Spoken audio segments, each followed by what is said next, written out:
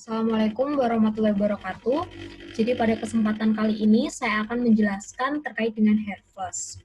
Nah, sebelum kita menindaklanjuti terkait macam-macam Herpes yang sering kita temukan seperti Herpes pada mulut atau seringnya itu adalah Herpes simplex tipe 1, kemudian Herpes yang kita temukan pada alat kelamin atau Herpes simplex tipe 2, kemudian ada varicella zoster virus, seperti itu. Nah, sebelum kita menginjak tentang hal tersebut, maka akankah lebih baiknya kita tahu bahwa herpes yang kita tahu itu masuk dalam satu keluarga. Nah, nama keluarganya adalah keluarga Herpesviridae. Jadi, ternyata herpes yang ada di mulut, kemudian herpes yang ada di kelamin, kemudian herpes zoster itu masuk ke dalam satu keluarga namanya adalah Herpesviridae. Dan ternyata anggota dari Herpesviridae itu bukan cuma Herpes simplex tipe 1, Herpes simplex tipe 2, dan varicella zoster virus. Ternyata ada juga EBV atau Epstein-Barr virus, kemudian ada cytomegalovirus, kemudian ada Herpes lymphotropic virus, kemudian ada human herpes virus. Kemudian ada human herpes virus 8, kemudian ada sarcoma kaposi associated with herpes virus, kayak gitu. Nah, pertama, aku bakal ngebahas satu persatu dari anggota keluarga Herpesviridae ini.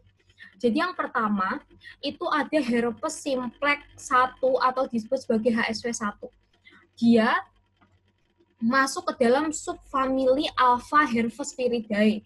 Target cell type-nya adalah mukoepiteliar, kemudian latensinya atau saat periode laten, dia berada pada sel neuron.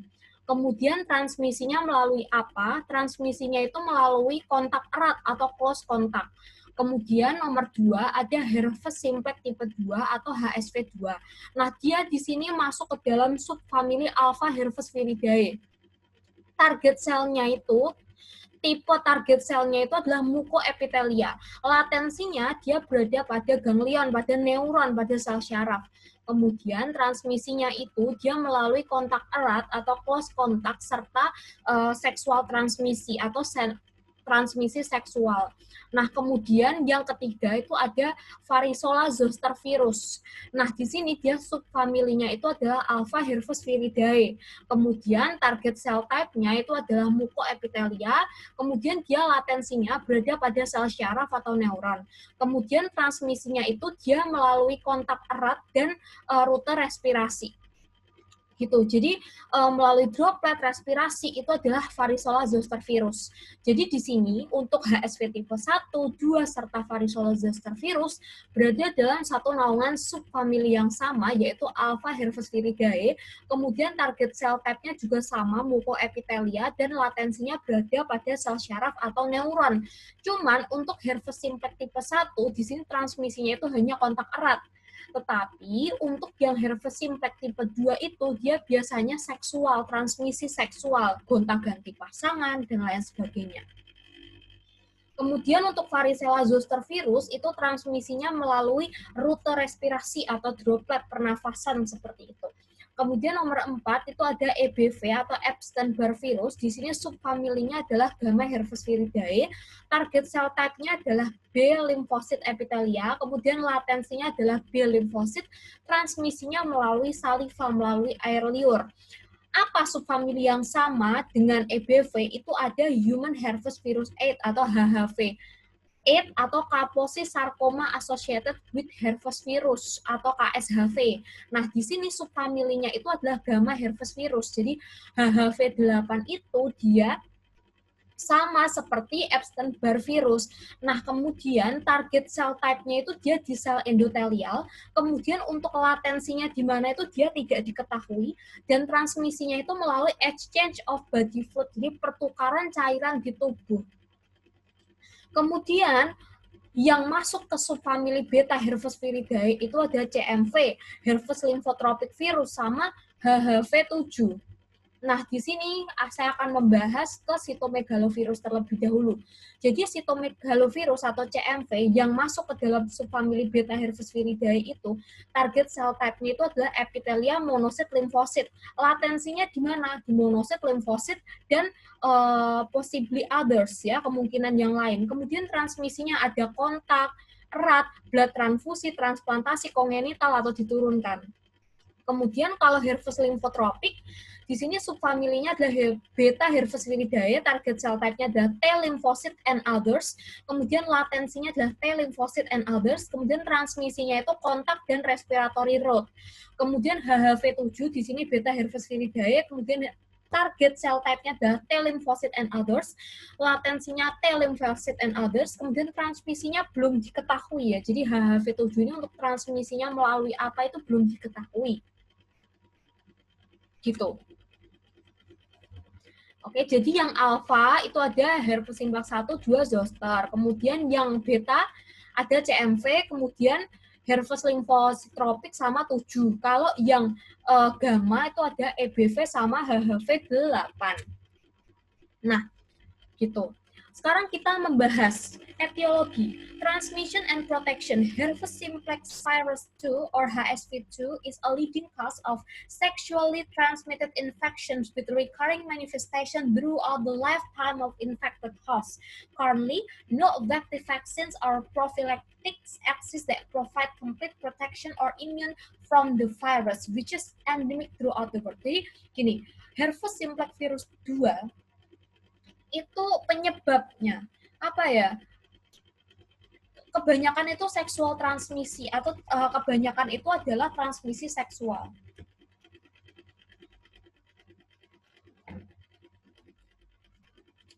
Kemudian kita bahas HSV tipe 1. Herpes simplex virus type 1 or HSV1 is a cause of most common herpes esophagitis. Jadi sebenarnya HSV1 atau herpes simplex tipe 1 itu merupakan penyebab utama dari kasus-kasus seperti herpes esophagitis. It's the same virus type that cause cold sores. Jadi ini juga penyebab cold sores atau herpes simplex tipe 1. It's generally passed through mouth-to-mouth contact as well as through saliva containing contagious agent. Jadi ini bisa menular melalui mulut ke mulut atau melalui saliva. You can develop a throat condition through close contact with someone who has mouth ulcer, cold sores, eye infection, itu juga bisa. If you've acquired HSV1, it's important that you wash your hands with soap and warm water to help prevent transmitting the virus to others. You should avoid contact with people who have an active outbreak. If you know or suspect that you are acquired HSV1, contact your doctor immediately and inform anyone whom you've had close contact with. HSV1 can also be transmitted to the genitals during oral sex. Gitu. Jadi dia itu kebanyakan itu menyebabkan area-area yang atas-atas. Esophagitis itu kan atas, kemudian mouth seperti itu. Ya, walaupun ya ini ya HSV tipe 1 can also be transmitted to the genital during oral sex. Walaupun bisa juga kalau misal orangnya melakukan oral sex, misal dia ada vesicle atau dia ada HSV tipe 1 di mulut, kemudian melakukan oral sex, otomatis orang yang partner oral sex-nya itu bakal kena di kelaminnya kan gitu. Kemudian yang selanjutnya adalah herpes simplex virus type 2. Herpes simplex virus type 2 is another form of the virus. It's often considered a sexually transmitted infection. HSV type 2 is transmitted through skin-to-skin contact and causes genital herpes. Ya sama, pada dasarnya skin-to-skin. Ya, gini loh, orang sexual transmitted itu kan juga skin-to-skin toh. Kulit ketemu kulit juga kan, tapi lebih banyak memang karena seksual gitu, sexual transmitted ya. Gitu. HSV type 2 rarely cause herpes esophagitis, but engaging in oral sex with someone who has an active herpes HSV2 outbreak could lead to some people developing herpes esophagitis. If you're having a herpes outbreak, make sure to practice safer sex by using a condom or other barrier method, and always inform your partner. The key to preventing herpes from being transmitted is early detection and starting treatment immediately. Jadi gini, pada dasarnya HSV tipe 2 itu merupakan HSV yang sering kita temui pada kelamin. Ya walaupun memang akhir-akhir ini tuh ada juga HSV tipe 2 yang kita temukan menyebabkan lesi di bagian atas-atas, esofagus, kemudian mulut, seperti itu juga bisa. Ya karena apa? Ya karena perilaku penyimpangan seksual yang menyimpang, oral seks seperti itu. Misal dia ada herpes di bagian alat kelamin misal, kemudian dia melakukan oral seks, maka dia ketularan gitu. Di bagian mana gitu? Dia ketularan di dia ketularan di bagian mulutnya seperti itu. Jadi herpes simplex virus type 2 is another form of the virus. It's often considered a sexually transmitted. HSV type 2 is transmitted through skin-to-skin contact and causes genital herpes. Pada dasarnya itu sebenarnya ya, virus HSV itu pada dasarnya kan dia juga bisa skin-to-skin toh. Baik HSV 1 maupun 2 itu bisa skin-to-skin, apalagi 1. Tapi yang HSV tipe 2 itu lebih banyaknya disebabkan karena seksual gitu, walaupun ya juga bisa skin to skin ya. Buktinya nggak karena seksual, maksudnya nggak harus seksual yang alat genital ketemu alat genital kan juga bisa. Contohnya oral seks, mulut ketemu alat genital juga bisa. Jadi intinya itu dia bisa seksual transmitted genital ketemu genital, atau bisa juga karena mulut ketemu genital, akhirnya oral seks atau skin to skin juga bisa. Gitu. Pada dasarnya bisa, misal kamu ketularan di mulut ya, karena habis oral seks, terus kamu nularin ke ada lesi terbuka orang di bagian tubuh bukan di alat kelamin, ya bisa, karena HSV tipe 2 itu ada 2 alternatif, seperti tabel yang aku jelaskan ini, dia bisa kontak atau seksual gitu. Oke, sekarang saya akan menjelaskan terkait dengan gejala klinis. Jadi gejala klinis itu ada 3.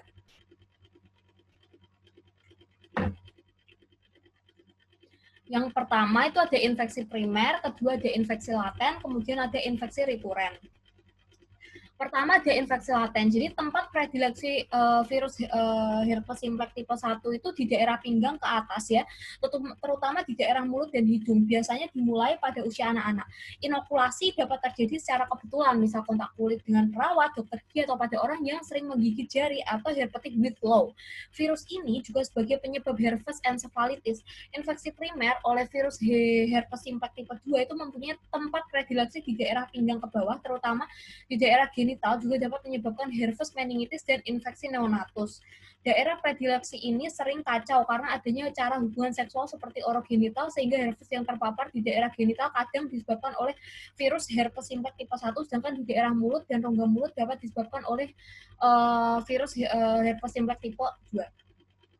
Kemudian fase selanjutnya ada fase laten. Jadi fase ini itu berarti pada penderita itu tidak ditemukan gejala klinis, tetapi virus herpes simplex itu dapat ditemukan dalam keadaan tidak aktif pada ganglion dorsalis. Kemudian rekuren. Jadi rekuren itu infeksi ini berarti saat ya virus herpes simplex yang di ganglion dorsalis itu dalam keadaan tidak aktif ya, dengan mekanisme pacu dia akan menjadi aktif dan mencapai kulit sehingga menimbulkan gejala klinis.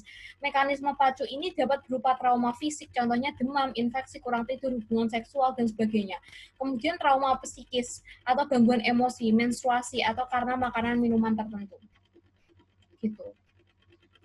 Jadi kadang-kadang bingung ya, gara-gara perilaku menyimpang seksual nowadays ya, itu membingungkan gitu, bedain ini tuh sebenarnya yang tipe 1 apa 2 sih, kok tiba-tiba ada yang tipe 2 di mulut, ada tipe 1 di kelamin, kayak gitu.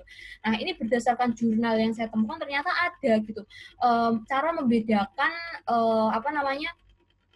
tipe 1, tipe 2 dengan melihat antigen. Jadi kalau misal HSV tipe 1 itu dia memiliki 2 antigen, kalau 2 itu punya antigen. Jadi ada suatu metode, jadi Knewis and Nahmias have found that HSV type 1 may have 2 specific antigen and HSV type 2 1 specific antigen. This precipitant pattern observed in IEOP of HSV type 1 and type 2 virus support this finding. According to this present investigations, IEOP performed with cross-absorb antisera is an easy and rapid technique for typing of HSV. About 30 specimens may be tested in a single run on one place slide. This method is specific and there is no need for a completed equipment. Antigen for IEOP can easily be made. Jadi kayak cepet gitu lah. Jadi mungkin kalau misal ada keraguan yang mana bisa dilakukan tes itu, walaupun memang seringnya itu mendiagnosisnya dengan predileksi, ya, lokasi-lokasi terseringnya di mana. Nah, sekarang saya akan membedakan perbedaan antara HSV tipe 1 dan varicella zoster virus. Loh, kenapa ini kok yang dibedain cuma yang varicella zoster sama HSV 1 gitu ya? Kalau ada pertanyaan seperti itu, gini jawabannya. Karena kadang-kadang kita itu melihat gambaran vesikel yang bergerombol di bagian luar alat kelamin, dan terkadang kita bingung untuk membedakan ini ini tuh zoster apa simplex tipe 1 sih, kayak gitu. Gitu kan. Karena kan kalau simplex tipe 2 di kelamin. Oh, berarti ini ya, nggak mungkin dong. Maksudnya nggak mungkin ada suatu kebingungan kita membedakan zoster. Kalau misal di kelamin ada, kita bingung ini zoster apa tipe 2 ya? Nggak ada keraguan ya dokter berarti kalau seperti itu. Ada, ya.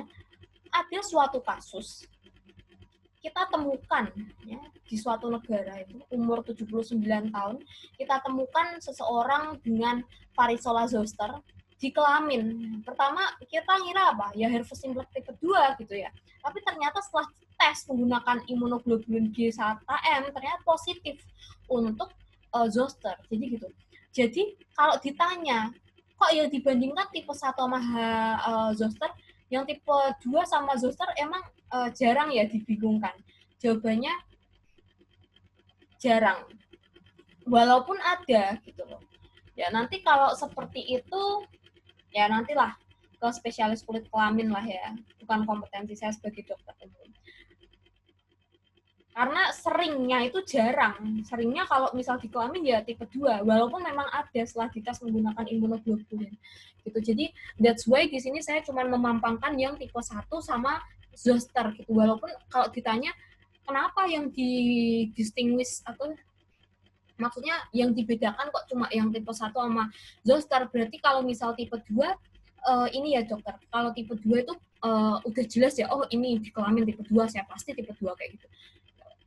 Iya, seringnya iya, walaupun memang pernah ada gitu zoster di alat kelamin, karena kan dia berdasarkan dermatom kan ya, kelamin kan punya dermatom sendiri gitu, jadi tidak menutup kemungkinan. Nah, kalaupun memang bingung bisa dilakukan IgM, IgG dan lain sebagainya.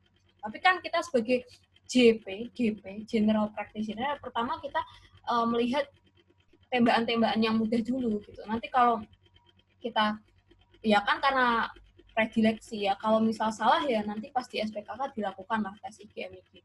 Yang penting kan kita intinya tahu pas oh ini herpes kayak gitu ya. Kita tahu dari mana, kita juga nggak asal nebak, oh dari predileksi kita dapat dari mana ya, dari jurnal-jurnal, dari buku ngomong ini dari predileksinya ya, walaupun memang ada tapi jarang kan. Jadi kita juga bukan menebak-nebak ya istilahnya, kenapa nggak dilakukan IgG-IgM ya, itu bukan kompetensi dokter umum untuk melakukan itu. Jadi yang pertama itu yang penting kita nembaknya benar dulu. Ya nanti kalau misal ada kekurangan, kesalahan, yang penting kita nembak itu ada patokan. Kenapa? Karena berdasarkan jurnalnya memang predileksinya paling banyak ini. Kayak gitu. Ada alasan gitu loh. Gitu. Oke, lanjut. Sekarang kita akan membandingkan antara HSV dan varicella zoster. Sebenarnya di sini banyak sekali. Apa yang harus dibanding-bandingkan ini banyak sekali. Pertama, dari viral ya. Gennya gimana? Ada yang 80 banding 4 diploid, yang satunya zoster itu 68 banding 3 diploid. Ukurannya untuk yang HSV itu ada 152 kbp, yang 1125. Ini tidak terlalu penting ya seperti ini. Ini penting nanti kalau udah masuk ke pemeriksaan lab. Lanjut. Nah ini yang paling penting. Ini tadi yang kiri. Nah, ini aku tulis ya.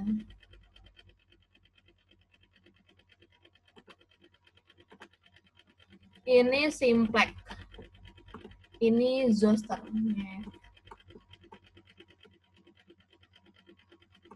Nah, nih. Oke. Jadi ini primary infection-nya. Kalau simplex, dia itu spread through direct contact. Jadi dia melalui kontak erat. Kalau zoster kan iya tadi aerosol, pernafasan, inhalasi, tapi juga bisa kontak erat gitu. Kemudian location of first infection epithelia in mucosa cornea or in epidermal layer. Kalau ini epithelia imun sel, tapi ini ada tambahan respiratory. Jadi kalau si simplex kadang-kadang kena kornea juga. Kalau ini si zoster bilang respiratory, tonsil kayak gitu pernafasan. Kemudian kalau simplex noviremia, jadi tidak ditemukan virus pada darah. Kalau biasanya loh ya, kalau ini cell associated viremia. Kemudian kalau misal simplex itu spread to neuron ke persyarafan itu biasanya lokal. Kalau zoster itu biasanya systemic across entire neural axis, jadi lebih luas. Kemudian accesses neuronal axon terminal in skin, same as HSV, may also access neuron during viremia through immune cell. Intinya dia terkenanya itu lokal, kalau ini lebih luas, kena ke bagian neuronnya. Yang ini nggak usah, lanjut.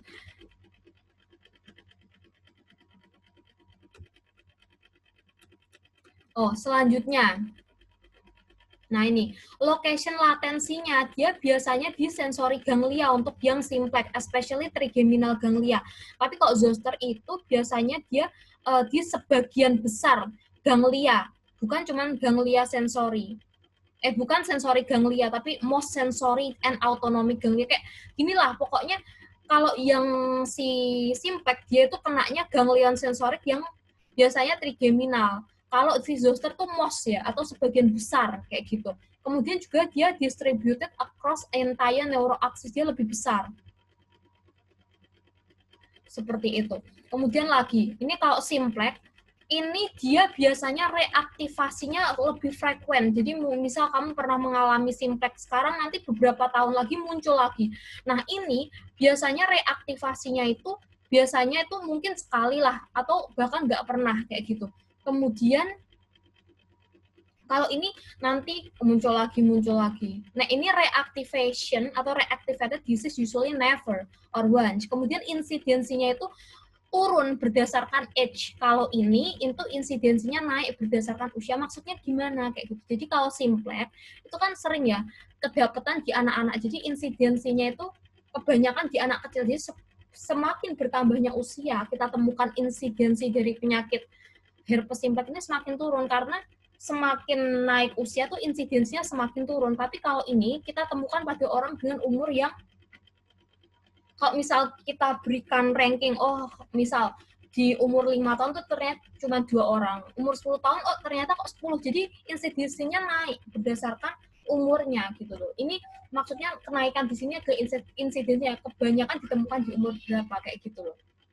Seperti itu, bukan karena jumlahnya dan lain sebagainya kayak gitu. Kemudian ganglion spread-nya kalau yang simplex itu involve one or few neuron. Kalau yang zoster itu dia usually intraganglion spread large lesion covering dermatom, dia lebih besar gitu. Kemudian kalau simplex itu pen reaktivasi itu biasanya nggak sakit. Biasanya kalau kamu kena herpes simplex di mulut tuh nggak sakit. Tapi kalau zoster itu dia nearly always neurological involvement. Dia pokoknya 90% tuh sakit. Bahkan dia bisa menyebabkan komplikasi post herpetic neuralgia kayak gitu. Pokoknya lebih sakit, oke? Ya, segitulah. Baik, sekian yang dapat saya sampaikan. Terima kasih apabila ada salahnya. Mohon maaf. Wassalamualaikum warahmatullahi wabarakatuh.